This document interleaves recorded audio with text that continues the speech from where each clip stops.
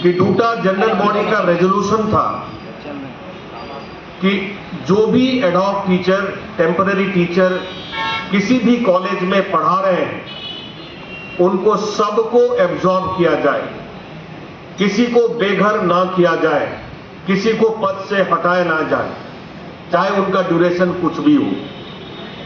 लेकिन दुर्भाग्य की बात यह है, जो लोग आज ये कह रहे हैं कि हमने इंटरव्यू को शुरू करवा दिया, हमने प्रमोशन को शुरू करवा दिया, मैं उनसे पूछना चाहता हूं ये किस पद पर इंटरव्यू हो रहे हैं?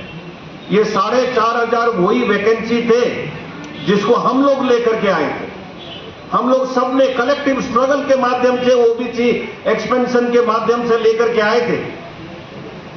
2009 के बाद ये सारा चीज वैकेंसी आई, 7.5 8 साल 9 साल तो 8-9 के बाद, और 2015-16 में जो अपॉइंटमेंट हो रहा था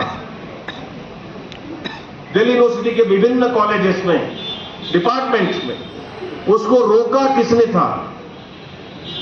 इन्हीं के इंटरवेंशन के ऊपर तत्कालीन सरकार जो एचआरडी मिनिस्टर थी, उन्होंने उस प्रोसेस को रोका था। निकाल दिया। यूजीसी ने रोका था कि आप अपॉइंटमेंट मत करिए। तो सरकार तो तब से लेकर के आज तक उन्हीं की है। किसका शुरुआत वो कर रहे हैं? पहले क्यों नहीं करवाया? पहले रोका क्यों? प्रमोशन के साथ भी वही हालत इन्होंने किया। और जब अपॉइंटमेंट के नाम पर अभी चला, दरअसल ये क्या करना चाह रहे थे? ये छांट रहे थे कि किसको लगाना है, किसको नहीं लगाना है। शकल देख करके उनका विचारधारा को, उनका अगर उनके समस्त कोई झुक नहीं सकता है, ये दहशतगर्दी फैला रहे हैं। जो चीजें चल रही है वो बयान करने का योग्य नहीं है। हम लोग शिक्षक होने के बाद कुछ मर्यादाओं का उल्लंघन हम करना नहीं चाहते। उनका गुंडागर्दी, उनका दहशतगर्दी को खत्म करने के लिए हम लोगों ने ये संगठन बनाया। इलेक्शन अभी 27 तारीख को है। कम से कम इतना उनको कोई परवाह नहीं है कि इलेक्शन से पहले भी उनका छवि को सुधारने का कोई उनका परवाह नहीं है। वो अभी भी दिखाना चाहते हैं कि अगर हम चाहेंगे तो किसी को भी हम हटा सकते हैं। और जो 2-3 इंटरव्यूज इस दौर में हुई है, उसमें ये देखने के लिए मिलता है, चाहे कोई कॉलेज का हो, चाहे मोतीलाल नेहरू कॉलेज का हो, इवनिंग कॉलेज का, चाहे सत्यवती कॉलेज इवनिंग में अभी जो हुआ वो अत्यंत शर्मनाक, निंदनीय। मेरे पास शब्द नहीं है बोलने के लिए। मैं आपको बताना चाहता हूं, टोटल पोस्ट थे 16, वो काम कर रहे थे 11 लोग। आपको जिसको लगाना था, 5 आदमी को आप लगा सकते थे, वो सिलेक्शन कमेटी प्लेस कर सकता था। ये सिलेक्शन कमेटी किसका होती है? ये पाताल लोक का सिलेक्शन कमेटी है।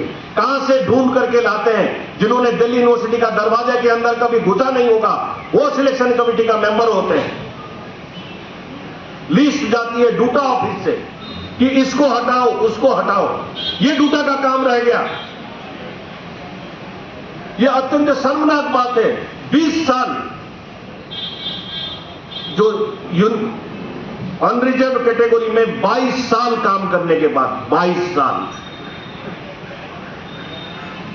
Excellent academic record. इंटरव्यू कितना समय लिया? 3 या 4 मिनट। उसको हटा दिया गया। क्या करेगा उसने? जिंदगी में तो कुछ और किया नहीं। दूसरा व्यक्ति अनरिजर्व कैटेगरी में 11 साल काम किया, उसको इन्होंने हटा दिया। किसी ने 8 साल काम किया, उसको हटा दिया। ऐसे ही ओबीसी कैटेगरी में 10 साल काम करने के बाद आपने किसी को हटा दिया। एसटी कैटेगरी में कितना मुश्किल से उसने दिल्ली विश्वविद्यालय के अंदर में आया होगा, कितना मुश्किल से अपना सफर, एकेडमिक सफर तय किया होगा। 14 साल काम करने के बाद आपने उसको हटा दिया। ये कौन सा मानवीयता है? ये कौन सी इंसानियत है? इसलिए लोगों ने डूटा को चुना था। जो डूटा ऑफिस में बैठ करके ये सारा काम कर रहे हैं, आज हम यहां पर प्रेस कॉन्फ्रेंस कर रहे हैं। डूडा को एक्शन प्रोग्राम में जाना चाहिए था परसों से, क्यों नहीं गई?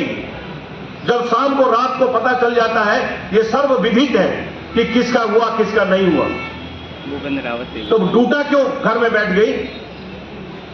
और आभार प्रदार की बधाई का और जश्न मन रही है।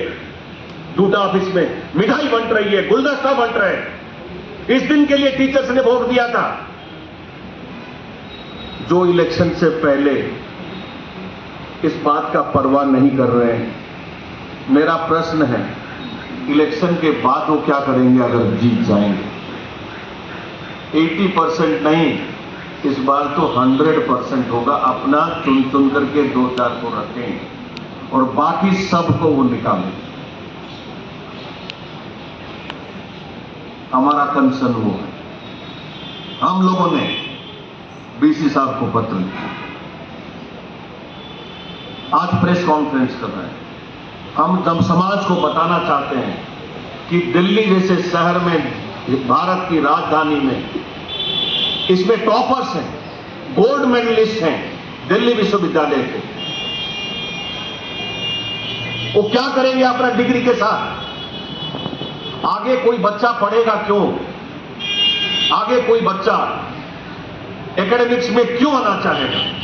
अरे हम तो कभी सोचा करते थे और काम भी करते थे कि best of the best minds वो टीचिंग में आए, लेकिन इन्होंने जिस दहशतगर्दी फैलाई, कहीं पर 25 साल कोई काम कर रहा था उसको हटाया, अभी 22 साल काम कर रहा है उसको हटाया। 11 साल, 8 साल, 10 साल, 14 साल, 7 लोगों को, जो 11 लोग काम कर रहे थे उनमें से 7 लोगों को इनमें पद से हटा दिया, नौकरी से हटा दिया। अब क्या है कि पहले हमारा एडहॉक सिस्टम था जो पूरा तनख्वाह मिलता था। आज इन्होंने कोई पत्र नहीं लिखा, कुछ नहीं किया, एडहॉक का पोजीशन को भी खत्म कर दिया। वो कहां जाएंगे? अपना रोजी रोटी कैसे चलाएंगे? उनका ईएमआई कौन देगा? उनके बच्चों का फीस कौन देगा? क्या यही जुल्म था कि टॉपर होने के बाद सारी एकेडमिक क्वालिफिकेशन, तमाम किताब लिखने के बाद वो इस प्रोफेशन में आए थे? उनके लिए हम न्याय चाहते हैं, उसको लेकर के लड़ाई होगी। ये लड़ाई थमेगी नहीं। मैं आपको बताना चाहता हूं इस अपॉर्चुनिटी के ऊपर, जो नंदिता जी ने बताया, जो ओएसडी लगा है वो गलत तरीके से ओएसडी लगाया गया, चुनिंदा तरीके से लगाया गया ताकि इस डिस्प्लेसमेंट का गेम को वो आगे बढ़ा सके। ऑर्डिनेंस 18 कहता है, जो यूनिवर्सिटी का नियम है, कि जो सीनियर मोस्ट टीचर होगा, जो एलिजिबल होगा, वो कॉलेज का प्रिंसिपल बनेगा, वो ऑफिशिएटिंग प्रिंसिपल बनेगा। उसके तहत